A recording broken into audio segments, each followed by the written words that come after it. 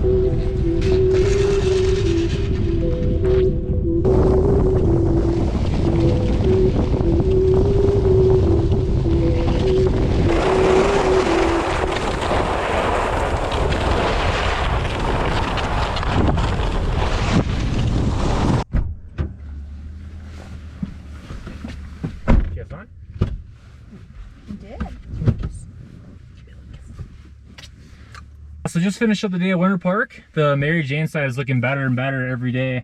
And even though we didn't get too much of a snowstorm this last week, there's a lot of stuff that was opening up, like off a rail bender and derailleur.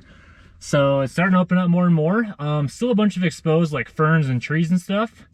Took a couple dips on some mogul runs because of that, but it's getting better and better. And once these next few days go by where we get some snow, I think Panoramic may even be opening up. I mean, don't take my word for it, but I think if we got like a 3-day dump, I don't see any reason why they wouldn't be opening up. Now we're just gonna be going down to Empire, stopping down at Mountain Press Coffee and just grabbing a cappuccino or two, and then riding back home on I-70 to relax the rest of the day. But I hope this helped you guys out if you're gonna be planning on taking a trip to Winter Park here pretty soon. And if you like this video, make sure you go ahead and like the video. And if you want to subscribe, I'd really appreciate it, just to join along for all the videos that are coming, or even the ones that I made in the past. But thank you again for watching this video, and have a great rest of your day.